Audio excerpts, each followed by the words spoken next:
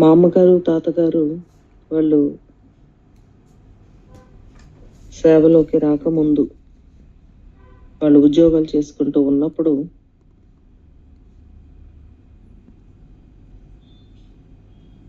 వాళ్ళు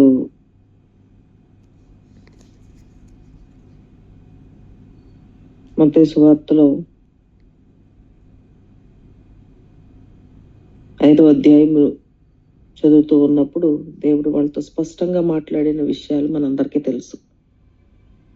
ఏమి తిందమా, ఏమి త్రాగుదమా, ఏమి ధరించుకుందామా అని వాటన్నిటి గురించి మాట్లాడినప్పుడు, అట్లాగే ఇంకా మరో సందర్భంలో వాళ్ళతో క్లియర్గా దేవుడు మాట్లాడిన మాట మత్తయి సువార్త 5వ అధ్యాయం 20వ వచనం, శాస్త్రుల నీతి కంటే పరిసయ్యుల నీతి కంటేను మీ నీతి అధికము కాని యెడల మీరు పరలోక రాజ్యంలో ప్రవేశింపనేరని మీతో చెప్పుచున్నాను అని ఈ మాట ద్వారా కూడా దేవుడు వాళ్ళతో మాట్లాడాడు.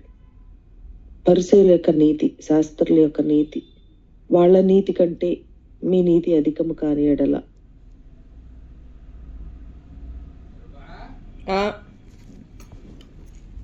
దాన్ని ఒక్క విషయంలో కాదు, శాస్త్రుల నీతి పరిసయ్యుల నీతి అంటే బైబిల్లో చాలా సార్లు శాస్త్రులు పరిసయ్యులు వాళ్ళు ఎలా ఉన్నారు, వాళ్ళకంటే మనం ఇంకా బెటర్గా ఉండాలి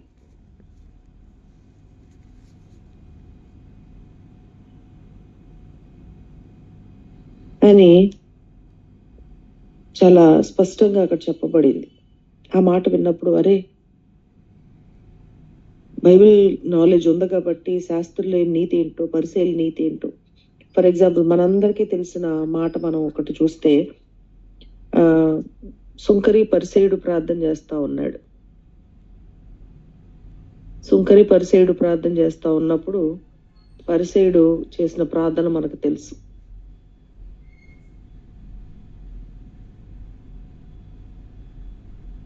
చూడండి, లోకసువార్తలో 18వ అధ్యాయంలో మనకి అది కనబడతా ఉంది.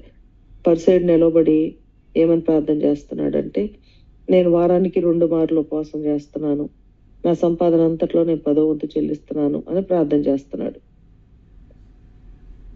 ఆ పరిసయ్యుడు మాట్లాడుతున్న మాట, సంపాదన అంతట్లో 10వ భాగాన్ని ఇస్తున్నాను.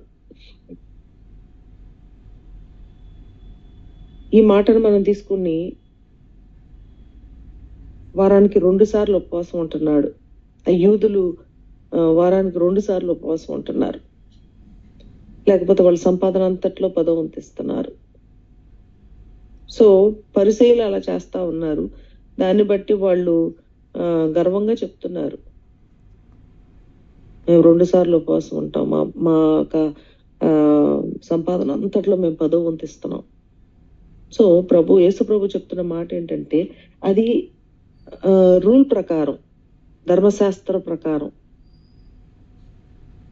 ఇశ్రాయేలు ప్రజలు వాళ్ళు చాలా నమ్మకంగా వాళ్ళ రూల్స్, ఈ శాస్త్రుల పరిచయాలు ఎవరంటే యూదులు, వాళ్ళు చాలా ధర్మశాస్త్రాన్ని పాటించేవాళ్ళు. వాళ్ళు చాలా పర్ఫెక్ట్ గా వాళ్ళు రూల్ అంటే రూల్ ని పాటిస్తారు అంతే. ఆ రూల్ కి వేరుగా వాళ్ళు అసలు ఒక్క అడుగు కూడా వేరు. అదే వాళ్ళు చాలా గర్వంగా ఫీల్ అవుతా ఉంటారు. అయితే ప్రభు చెప్తున్న మాట, శాస్త్రుల నీతి కంటే పరిసయ్యుల నీతి కంటే మీ నీతి అధికము కాని యెడల అంటున్నాడు. మనం పరలోక రాజ్యంలో ప్రవేశించాం అంటే ఆ ధర్మశాస్త్ర సంబంధంగా పెట్టిన రూల్ మాత్రమే పాటించాలా, ఇంకా దానికంటే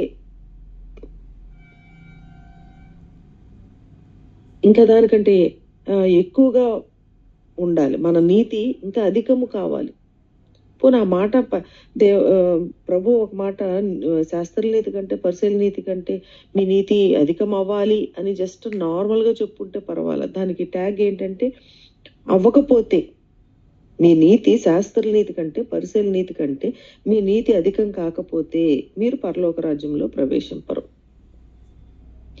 ఈ మాటని మనము ఒక్కొక్కటి శాస్త్రులు పరిసయ్యుల యొక్క జీవితాన్ని తీసుకొని మనము ఆలోచించుకుంటే వాళ్ళ నీతి కంటే మన నీతి ఎక్కువగా ఉండాలి.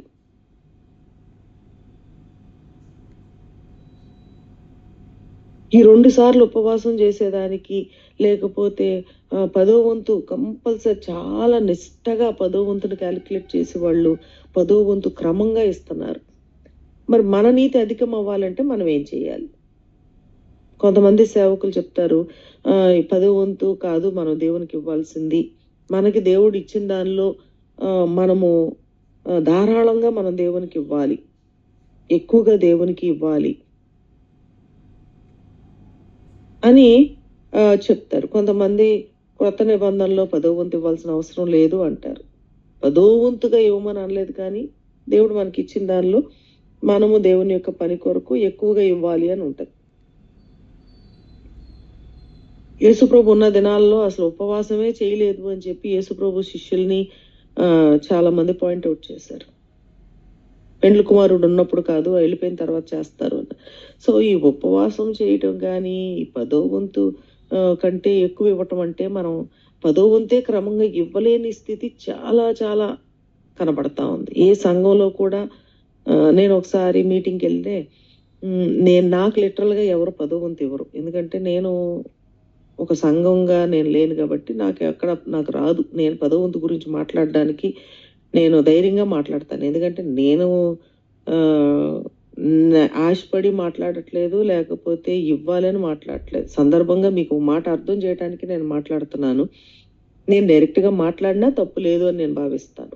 అలాగే ఒక సంఘానికి వెళ్ళినప్పుడు ఆయన అన్నారు, అమ్మా విశ్వాసుల కూడికలు జరుగుతూ ఉన్నాయి. నేను వెళ్ళింది యాక్చువల్గా పబ్లిక్ విశ్వాసుల కూడికలు అంటే పగలు సంఘంలో జరుగుతుంది, రాత్రి పబ్లిక్ లో జరిగేది.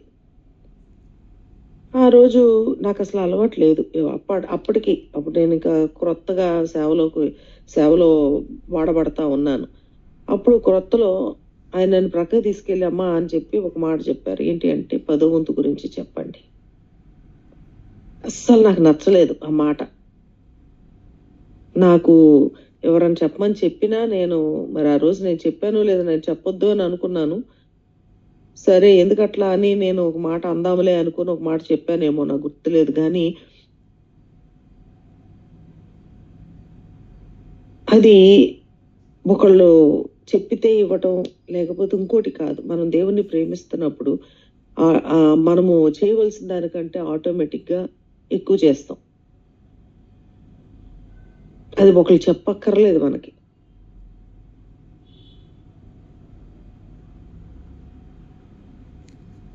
సో శాస్త్రుల యొక్క నీతి కంటే, పరిసయ్యుల యొక్క నీతి కంటే మన నీతి అధికం అవ్వాలి. సామెతల్లో కూడా 11వ అధ్యాయము 24వ వచనంలో చూస్తే, వెదజల్లి అభివృద్ధి పొందువారు కలరు, తగిన దానికంటే తక్కువ ఇచ్చి లేమికి వచ్చేవారు కలరు. సో ఇక్కడ లిటరల్ గా మనం తీసుకుంటే వెదజల్లటం అంటే ధారాళంగా ఇవ్వడం, అంటే ఇవ్వాల్సిన దానికంటే ఇంకా ఎక్కువ ఇవ్వడం. ఆ మాట తర్వాత చూస్తే ఇవ్వవలసిన దానికంటే తక్కువ ఇవ్వటం.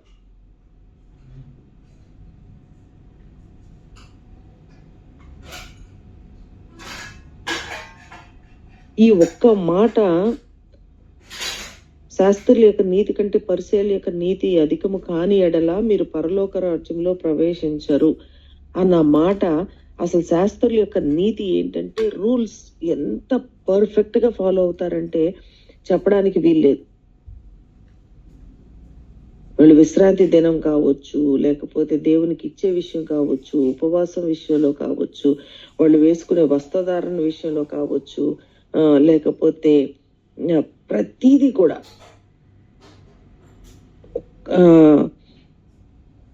వాళ్ళు అంత పర్ఫెక్ట్ గా. మరి మనము ఈ దినాల్లో కృప, దేవుని కృప, గాడ్స్ గ్రేస్, హైపర్ గ్రేస్ అని చెప్పి చాలా మంది వాటి గురించే మాట్లాడుతున్నారు. దేవుని కృప, పౌలు గారు అంటారు, కృప విస్తారంగా ఉంది కదా, కృప ఉంది కదా అని చెప్పి మనం పాపం యందు నిలిచి ఉంటామా అని చెప్పి అంటాడు. కృపని కూడా మిస్యూజ్ చేసుకునే దినాల్లాగా కనబడతా ఉన్నాయి.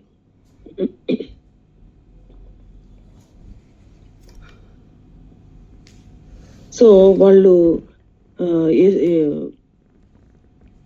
కృప దేవుడు క్షమిస్తాడు, నువ్వు ఇదేం చేసినా చేయకపోయినా. ఆయన ఆల్రెడీ ప్రాణం పెట్టేశాడు. నువ్వు చేసిన తప్పులకి, చేయబోయే తప్పులకి కూడా ఆయన ప్రాణం పెట్టేశాడు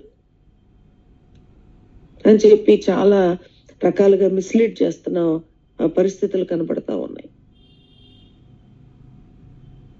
కృప ఉంది, కృప ద్వారానే మన పరలోక రాజ్యానికి వెళతాము. కృప అనేదే మనకి ప్రాధాన్యము. కానీ ఆ కృప ఉంది కదా అని చెప్పి మనము నిర్లక్ష్యంగా ఉండటం అనేది చాలా చాలా భయంకరం.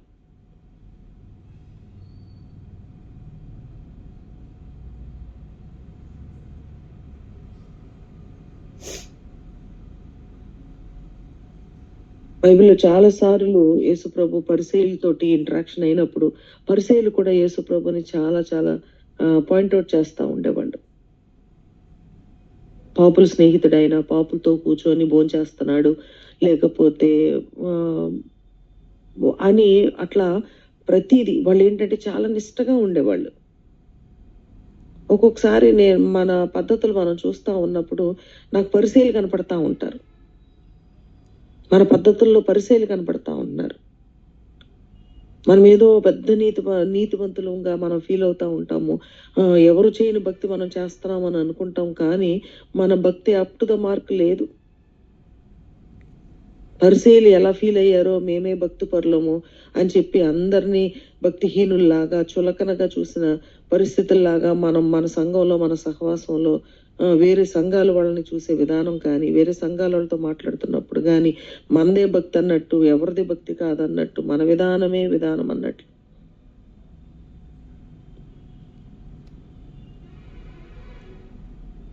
అలా అనుకుంటున్నాం. మనము మనలో ఎక్కువ పరిసయ్యుల యొక్క పరిస్థితి కనబడతా ఉంది. ఆ గర్వం కనబడతా ఉంది, ఆ స్వనీతి కనబడతా ఉంది.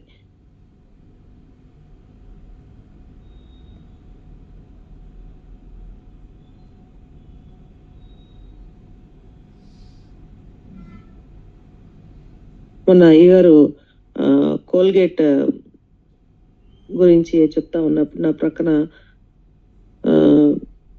జయశ్రీ కూర్చొని ఉంది. డాడీ యాక్చువల్గా 30%, 40% ఎవరిస్తున్నారు అన్నప్పుడు చెయ్యి ఎత్తారు కొంతమంది. తర్వాత డాడీ ఆపేశారు. నా పక్కనే కూర్చొని జయశ్రీ రెడీగా ఉంది చెయ్యి ఎత్తటానికి. ఇంకా 50 అంటారు, 60. నాకు డౌట్ వచ్చింది ఆ మూమెంట్ చూసి. నేను అడిగాను, ఏంటి నువ్వు ఇంకా ఎక్కువ ఇస్తున్నావా అని అడిగా.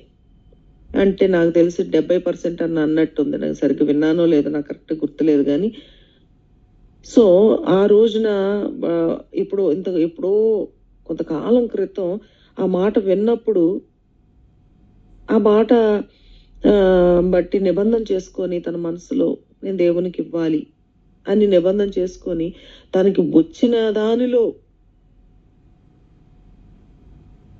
అంత ఇవ్వటానికి తను నిర్ణయించుకున్న విషయాన్ని నేను గమనించాను. కొంతమంది తెలీదు. నాకు తెలిసి ఎప్పుడో ఒకసారి నాకు ఇదే విషయం సేవకుల కూటంలో మాట్లాడినప్పుడు కూడా నేను గమనించినట్లున్నాను, కానీ మర్చిపోయాను. కానీ మొన్న మరలా డాడీ ఆ విషయం మాట్లాడుతూ ఉంటుంటే, సో ఇవ్వవలసిందే నేను ఇస్తున్నాను అని చాలా గర్వంగా ఫీల్ అవుతా ఉన్నాడు పరిసయ్యుడు.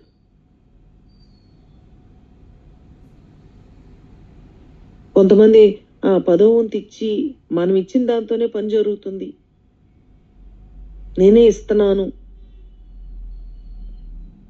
అని ఫీల్ అవుతా ఉంటారు. కొంతమంది ఇచ్చేవాడు పుచ్చుకునేవాడు ఇచ్చేవాడుకి చులకన అన్నట్లుగా అలా చులకనగా మాట్లాడిన విశ్వాసులు కూడా నేను చూశాను. కొంతమంది సేవకుల్ని వాళ్ళు ఇచ్చేది జస్ట్ ఆఫ్టర్ ఆల్ 10వ వంతు, వాళ్ళేదో వీళ్ళకి ఇస్తున్నట్లుగా ఫీల్ అయ్యి వాళ్ళ సేవకులు కూడా చులకనగా మాట్లాడిన సందర్భాలు నేను చూసినప్పుడు చాలా చాలా నాకు బాధ అనిపించింది. అంటే ఇచ్చే వాళ్ళ యొక్క మనసు ఎలా ఉందంటే, నేను ఇస్తున్నాను కాబట్టి వాళ్ళకి సాగుతుంది, నేను ఇస్తున్నాను కాబట్టి పని జరుగుతుంది, నేను ఇస్తున్నాను కాబట్టి.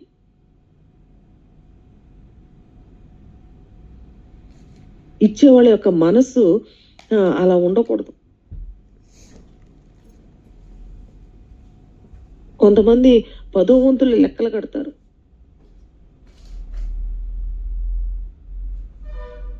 కొంతమంది ఇచ్చిన 10వ వంతుని తిరిగి తీసుకునే వాళ్ళు ఉంటారు.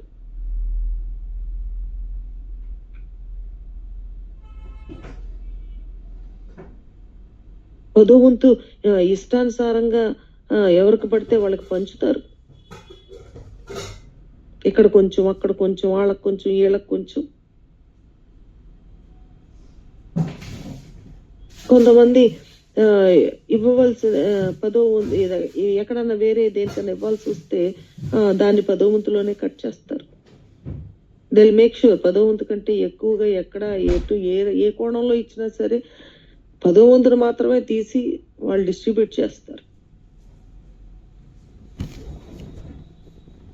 చాలా క్యాలిక్యులేటెడ్ గా ఆ 10వ వంతునే పట్టుకుంటారు.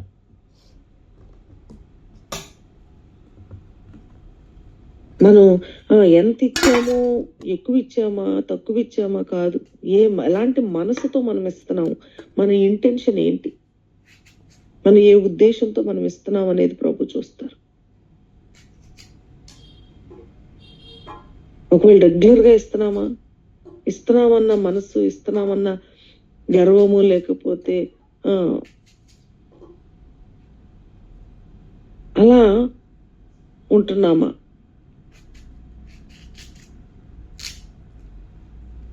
ఎంత చేసినా సరే, మనం ఎంత ఇచ్చినా సరే మనం అతిశయించడానికి లేదు.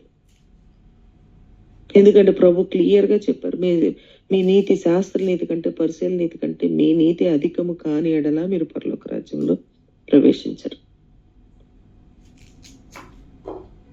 దేన్ని బట్టి కూడా మనము నేను ఇది ఫాలో అవుతున్నాను, బైబిల్లో చెప్పబడిన దానికంటే నేను ఎక్కువ చేస్తున్నాను, చేయాల్సిందే నేను చేస్తున్నాను అని మనం బోస్ట్ చేయాల్సిన పరిస్థితే లేదు.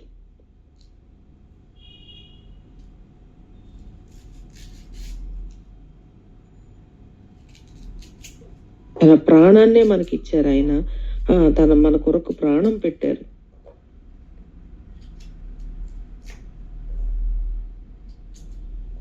అక్కడ ప్రభు పేతురుని అడుగుతా ఉంటారు, నువ్వు నన్ను ప్రేమిస్తున్నావా అని 3 సార్లు అడుగుతారు.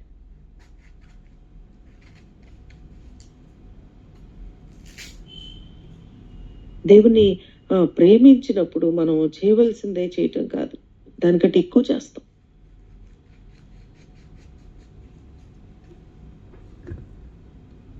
మనం దేవుణ్ణి ప్రేమిస్తున్నాం, ఆయన మనల్ని ప్రేమించాడు. ఎంత ప్రేమించాడంటే ఆయన ప్రాణం పెట్టినంతగా మనల్ని ప్రాణం పెట్టారు.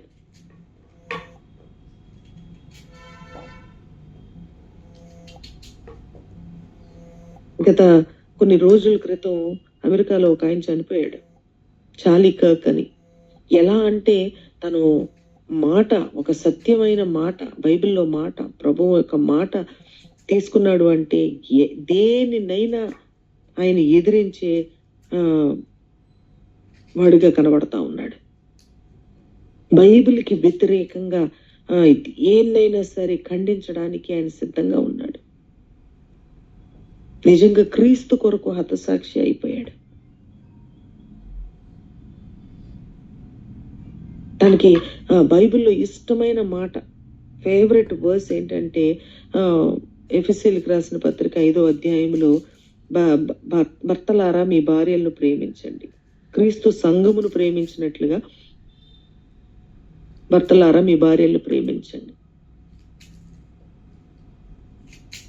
తను ఒక భర్త స్థానంలో ఉన్నాడు. 2 చిన్న పిల్లలు ఉన్నారు.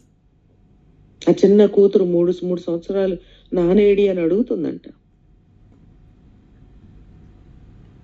యేసు ప్రభుతో పనుండి ఆయన అక్కడికి వెళ్ళారు అని చెప్తుందంట తల్లి. చిన్న వయసులో ఆ పిల్లలు తండ్రిని కోల్పోయారు. యవ్వన కాలంలో భర్తను కోల్పోయింది. కానీ ఆ భర్త ఎవరి కొరకు చనిపోయాడు, ఎవరి కొరకు ప్రాణం పెట్టాడు, తన మాటలతోనే చెప్తుంది. నా భర్తకి ఫేవరెట్ వర్స్ ఏంటంటే, భర్తలారా మీ భార్యలను ప్రేమించండి. నా భర్త ప్రభువుని ప్రేమించాడు, నా భర్త నన్ను ప్రేమించాడు, నా భర్త నా పిల్లల్ని ప్రేమించాడు, నా భర్త నా దేశాన్ని ప్రేమించాడు అని చెప్పగలుగుతుంది.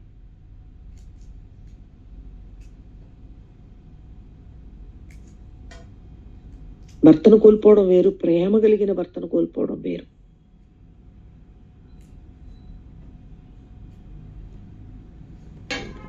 నా కొరకు ప్రాణం పెట్టాడు నా భర్త అంటుంది. ఎంత ప్రేమించాడు అంటే ప్రాణం పెట్టినంతగా.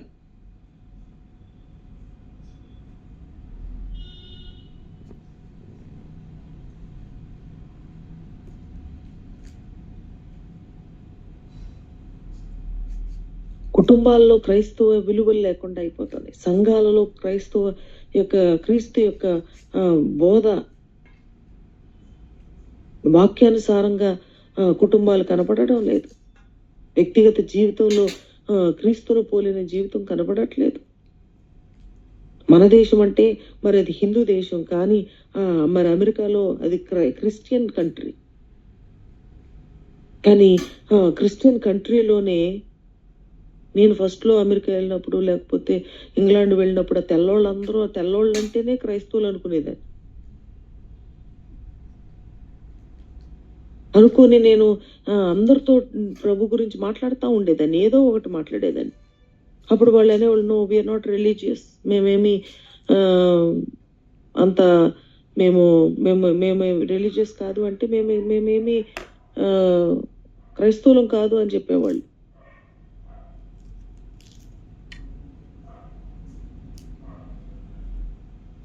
అప్పుడు తర్వాత నాకు అప్పుడు కూడా అర్థం కాల, వాళ్ళు పర్టికులర్గా ఆ అబ్బాయి అట్లా అన్నారేమో అనుకునేదాన్ని. కొంతకాలానికి తెలిసింది వీళ్ళందరూ తెల్లోళ్ళందరూ క్రైస్తవులు కాదు, క్రీస్తు నమ్మేవాళ్ళు కాదు. వాళ్ళల్లో కూడా నాస్తికులు ఉన్నారు, వాళ్ళు దేవుడిని ఎరగని వాళ్ళు, దేవుడు అంటే ఇది లేని వాళ్ళు ఉన్నారు అని నాకు తర్వాత తెలిసింది. ఈ చార్లీ కర్క్ అన్న ఆయన దేశంలో క్రైస్తవ విలువలు, క్రిస్టియన్ కంట్రీలో ఎంతో విలువలు. ఒకప్పుడు స్కూల్స్లో ప్రార్థన జరిగేది, అసెంబ్లీలో ప్రార్థన చేసేవాళ్ళు, తర్వాతే స్కూల్లో ప్రారంభం అయ్యేది. రాను ఇప్పుడు మీ దేవుడిని మీరు ప్రార్థన చేసుకోండి అని ఆ ప్రార్థనా సమయము ఎవరు ఇష్టానికి వాళ్ళకి వదిలేసినట్లుగా అయిపోయింది.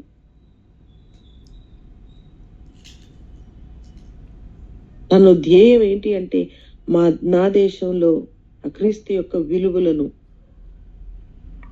వాక్యానుసారముగా, ఆ దినాలలో రాజులు ఉన్నారంటే, బైబిల్ గ్రంథంలో యూదా రాజులు, ఇశ్రాయేల్ రాజులు వీళ్ళందరూ ఉన్నారు అంటే వాళ్ళు ప్రవక్త ద్వారా నడిపించబడేవాళ్ళు. ప్రతిదీ కూడా వాళ్ళకి గైడ్, ఆ రాజుల్ని నడిపించేది ప్రవక్తల్ని నడిపించేది ప్రభుగా ఉన్నారు. సో అట్లా దైవ చిత్తానుసారంగా ఆ యొక్క రాజ్యాలు ఏలేరు. ఒకప్పుడు అమెరికా అట్లాగే చాలా విలువలతో కూడిన దేశంగా ఉండేది. ఇప్పుడు క్రొత్త వాక్యానికి విరోధమైన పరిస్థితులు ఎక్కడ మొదలవుతున్నాయి అంటే అమెరికా దేశాల్లోనే మొదలవుతుంది. అలాంటి పరిస్థితులు ఉన్న దేశాన్ని యవనస్తుడిగా 31 సంవత్సరాలు, 18 సంవత్సరాల నుంచి కూడా తను దేవుని ఎరిగిన వాడిగా, దేవుని కొరకు పోరాడి, దేశం కొరకు పోరాడి, విలువల కొరకు పోరాడే వ్యక్తిగా, ఒక పొలిటికల్ యాక్టివిస్ట్ గా తను 18 ఏళ్లకే తను నిలబడ్డాడు దేవుని కొరకు. తన ఉద్దేశం ఏంటంటే అమెరికాలో మరలా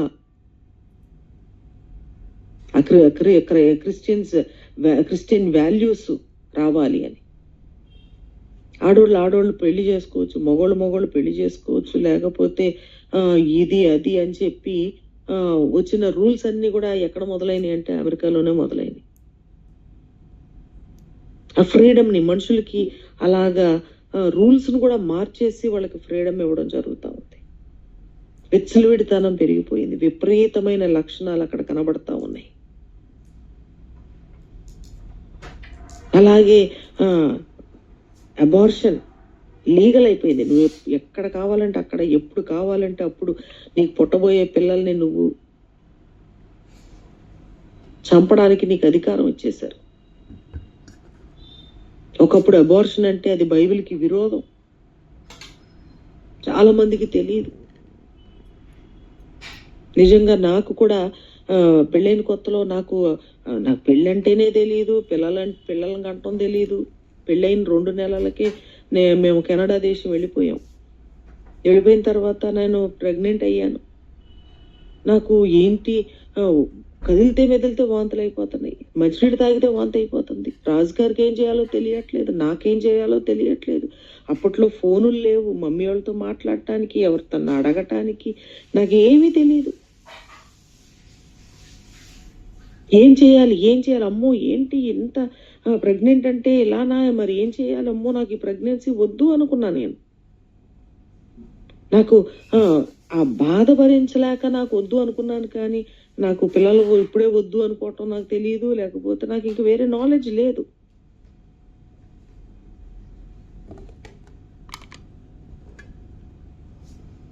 ఆ పరిస్థితుల్లో పిల్లలు వద్దు అనుకున్నా. నేను అబార్షన్ చేయించుకుందామని అనుకున్నాను.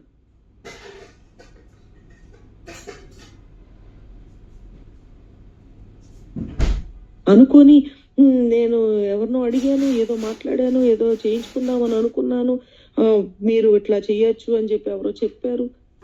అప్పుడు నేను అబార్షన్ సెంటర్కి ఫోన్ చేసి నేను ఇట్లా అబార్షన్ చేయించుకుంటాను, నాకు అసలు బాగోట్లేదని చెప్పాను.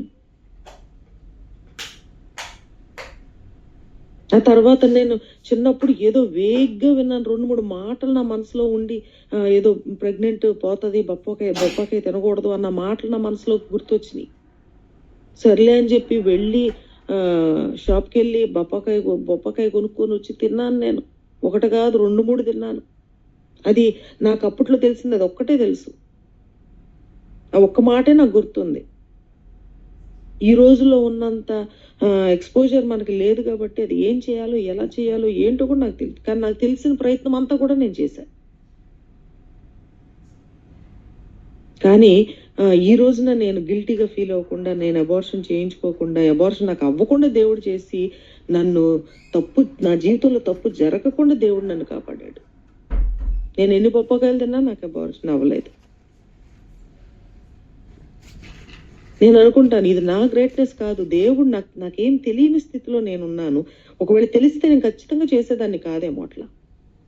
ఎందుకంటే దేవుని ప్రేమించి దేవునికి లోబడే విధానంలోనే ఉండేదాన్ని. తెలియక నేను తప్పు చేయటానికి నేను పూనుకున్నాను. నేను అనుకుంటాను దేవుడే నన్ను కాపాడాడు. నా జీవితంలో అనేక సార్లు తప్పు జరగకుండా నేను తప్పు చేయకుండా ఉన్నాను అనే దానికంటే నా జీవితంలో తప్పు జరగకుండా దేవుడు నన్ను కాపాడాడు.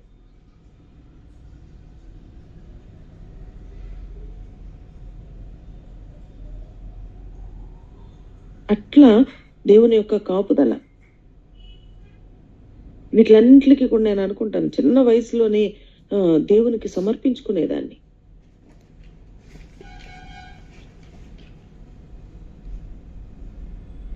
నా ప్రార్థన చిన్నప్పటి నుంచి కూడా దేవునికి పూర్తిగా సమర్పించుకున్న ప్రార్థనే నేను చేసుకునేదాన్ని. నాకున్న స్వభావానికి నేను నా లైఫ్ని ఎవరితో షేర్ చేసుకునేదాన్ని కాదు. అందరూ నాకు ఫ్రెండ్స్ ఉండేవాళ్ళు. వాళ్ళ పరిస్థితి అంతా ప్రతీది కూడా నాతో షేర్ చేసుకునేవాళ్ళు. కానీ నేను ఎవరితోనూ షేర్ చేసుకునేదాన్ని కాదు. అందరూ నాకు చెప్పుకునేవాళ్ళు, కానీ నేను ఎవరికి చెప్పేదాన్ని కాదు.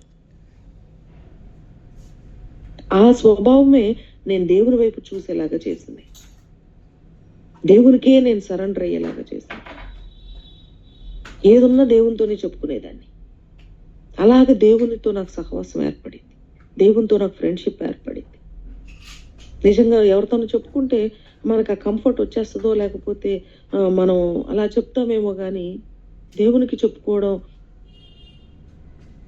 చెప్పవలసిన వాళ్ళకి అట్లాగే నన్ను ఎవరన్నా నువ్వు బాగలేదు, నువ్వు నల్లగుంటావు, లేకపోతే ఇట్లా అట్లా అంటే అవన్నీ కూడా నేను బాధపడి దేవునికే దగ్గర అయ్యేదాన్ని. చిన్న వయసులోనే నేను ఉదయాన్నే లేచి ప్రార్థన చేసుకునేదాన్ని. నాకు ప్రేయర్ చేసుకోవడం తెలియక నేనేం చేసేదాన్ని అంటే, నేను ఒకటే అనుకునేదాన్ని, మరి నాకు ఎలా పుట్టిందో నాలో విశ్వాసం, నేను ఒకటే అనుకునేదాన్ని, నా లైఫ్ లో దేవుని చిత్తమే జరగాలి ప్రభా, నీ చిత్తం కానిది నా జీవితంలో నువ్వు జరగకుండా చెయ్యనే చేసుకునేదాన్ని. అవి చిన్నప్పుడు నాకు ప్రార్థన చేసుకోవటం చేతగాక చేసుకున్న ప్రార్థనలేదు, అలా కంప్లీట్ గా సరెండర్ అయ్యేదాన్ని. ప్రార్థన చేసుకుంటే నువ్వేదడిగితే దేవుడు ఇస్తాడు అని అలాంటి మాటలు నాకు ప్రభావితం అవ్వలేదు నేను చిన్నప్పుడు. అలా కంప్లీట్ గా సరెండర్ అవ్వటమే ఆ ప్రార్థనలే నేను చేసుకునేదాన్ని. పెళ్లి విషయంలో కూడా నేను ప్రార్థన చేసుకున్నప్పుడు నాకు ఏమని ప్రార్థన చేసుకోవాలో తెలియదు, నాకు ఎవరు చెప్పలేదు.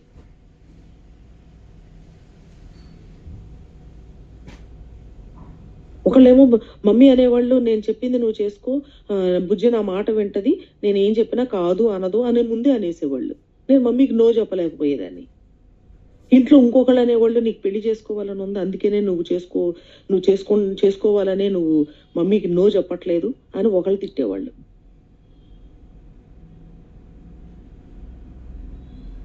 నేను చేసుకోనని చెప్పు అని చెప్పేవాళ్ళు అక్కోళ్ళు. వాళ్ళందరూ నాకు ఒక పక్కన క్లాస్ పీక్తా ఉండేవాళ్ళు.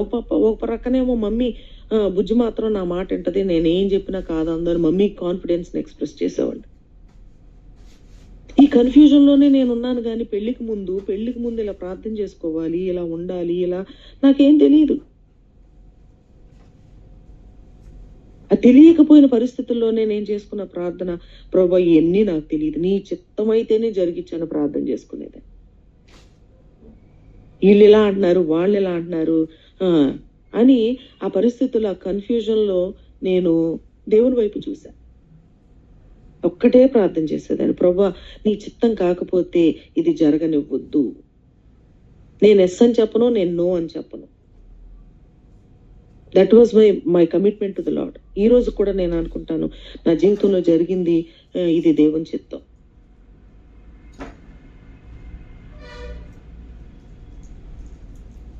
ఎందుకంటే తెలియని వయసులోనే నేను చేసుకున్న ప్రార్థన, అది నీ చిత్తమైతేనే జరిగించాను, నేను దేవునికి అప్పగించుకున్నాను. కానీ నేను మరి వేరేదే నాకు తెలియదు.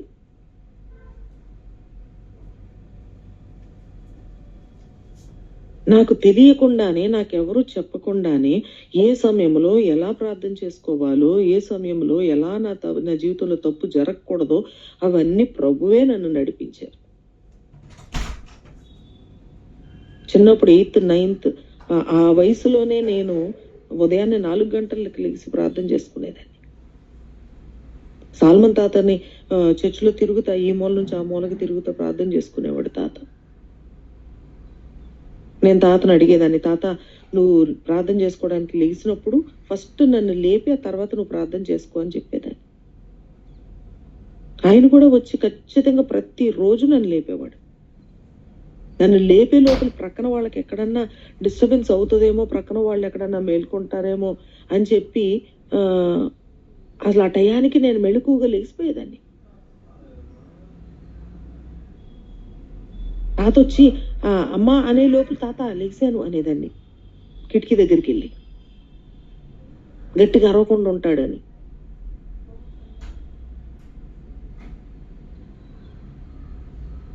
ఒకవేళ ఆయన లేకపోయినా సరే, లేపటానికి ఆయన ఊర్లో లేకపోయినా సరే నాకు మెళుకు వచ్చేసేది. ఆ టైంలో లేచి నేను ప్రార్థన చేసేదాన్ని. నాకు వచ్చిన ప్రార్థన ఆ రోజు ఇప్పుడు కూడా పూర్తిగా దేవునికి సమర్పించుకోవడమే తప్ప నాకు వేరే ప్రార్థన తెలియదు.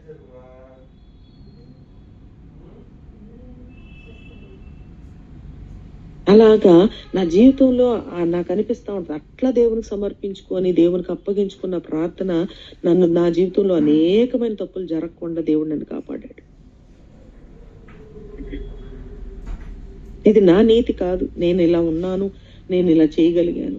పిల్లల్ని పెంచే విషయంలో కూడా నాకు ఏమీ తెలియదు, కానీ కొన్ని ఎంతో తెలిసి జాగ్రత్తలు చేసిన లాంటివి నా జీవితంలో జరిగాయి. తెలిసి చేసినవి కాదు అవన్నీ, నాకెవరో చెప్తే నేను చేసినవి కాదు. ఏ సమయంలో ఎలాంటి జ్ఞానం కావాలో దేవుడు నాకు ఆ జ్ఞానాన్ని ఇచ్చి, చిన్నపిల్లనైనా సరే, నాకు ఏమీ తెలియకపోయినా సరే, చేయవలసింది నా జీవితంలో నేను అలా చేసి ఉండాల్సింది, అలా చేసి ఉండాల్సింది అనే ఇది లేకుండా నా జీవితంలో జరగవలసినవి తగిన సమయంలో జరిగినాయి. నాకు జ్ఞానం ఉండి కాదు, నాకెవరో చెప్పి కాదు, నా ప్రభువే నన్ను నడిపించారు ప్రతి విషయంలో. సో నేను బోస్ట్ చేయడానికి ఇది నేను ఇలా చేసుకున్నాను, నేను అని అనుకోవడానికి నాకు లేదు. నాకు తెలియదు, కానీ నేను అలా చేశాను. ఖచ్చితంగా నా వెనకాల దేవుడు నన్ను అట్లా నడిపించాడు అనేది తప్ప, దేవునికి మహిమ తప్ప నా గ్రేట్నెస్ నేను ఎప్పుడు అనుకోను.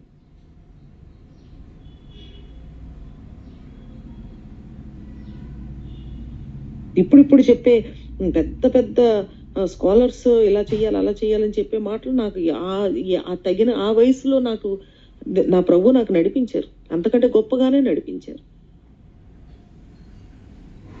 ఏ సమయంలో ఏం చేయాలో అవి చేయించారు నాతో ప్రభు.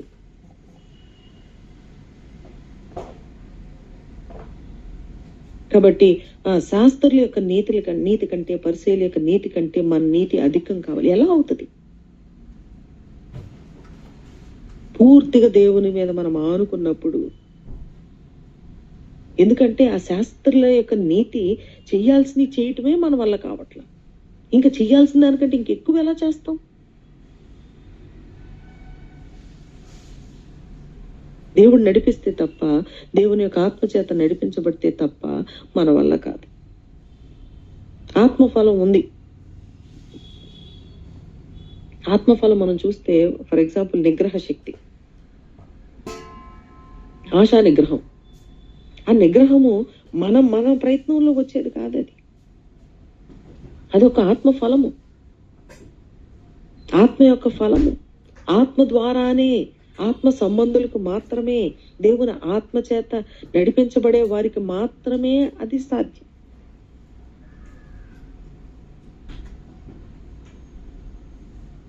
సంతోషము అది ఎవరు సాధ్యము, ఎవరు సంతోషంగా ఉండగలరంటే దేవుని యొక్క ఆత్మ ఉన్నవారే సంతోషంగా ఉండగలరు. ఎలాంటి పరిస్థితిలోనైనా సరే, ఎంత కష్టంలోనైనా సరే, ఆ సంతోషం అనేది ఉండాలి అంటే అది ఒక ఆత్మ వరము.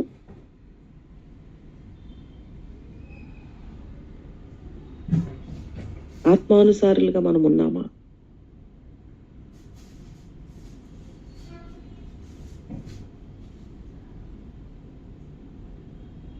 మన వల్ల కాదు, ఏది మన వల్ల కాదు. దేవుని యొక్క సహాయం లేకుండా మనం ఏమీ చేయలేం. నువ్వు చెయ్యాలి అంటే నీకు ప్రభు సహాయం కావాలి. అప్పుడే నువ్వు నీ నీతి శాస్త్రుల నీతి కంటే, పరిసయ్యుల నీతి కంటే అది అధికమవుతుంది. నీ వల్ల కాదు. నువ్వుగా చేయాలంటే చేయాల్సింది కూడా మనం చేయలేం. ధర్మశాస్త్రం పాటించడం అనేది చాలా కష్టం మనకి. కానీ ప్రభు నిజంగా మనం ప్రేమిస్తే, దేవుని ప్రేమిస్తే మనకి చేయాల్సిన దానికంటే ఎక్కువ చేయగలుగుతాం. అది ఆటోమేటిక్గా జరుగుతుంది. మనం చెయ్యాలంట, అయితే నేను ఇది ఒక మాట విన్నాం కదా, 2 మాటలు విన్నాం కదా, శాస్త్రుల నీతి కంటే పరిసయ్యుల నీతి అధికంగా ఉండాలంట, అప్పుడే పరలోక రాజ్యం అంట అని నేను చెప్పిన 1-2 ఎగ్జాంపుల్స్ ఏంటంటే, ఉపవాసం ఉండటం. వాళ్ళు 2 రోజులు ఉన్నారు, అయితే మనం 3 రోజులు ఉందాం. ఇచ్చే విషయంలో 10వ వంతు కాదు, ఇంకొంచెం ఎక్కువ ఇద్దాం అని మనము ఈ 2 విషయాలు అనుకోవడం కాదు. అనుకోని మనము పట్టుదలతో చేయటం కాదు.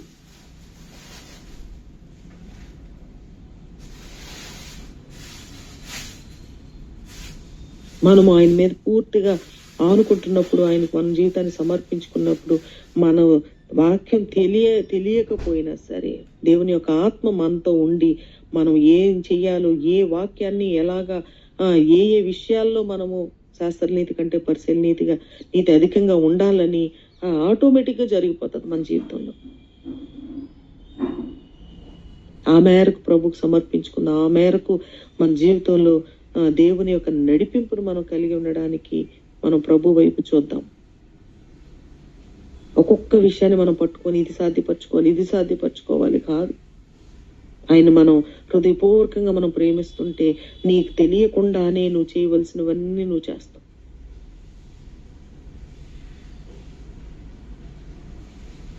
వాక్యం తెలిసిన తర్వాత నేను ఇలా చేశాను అన్న దానికంటే నా జీవితంలో నాకు ఏమీ తెలియక ముందే నేను చేయాల్సినవి అన్ని దేవుడు నాతో చేయించాడు.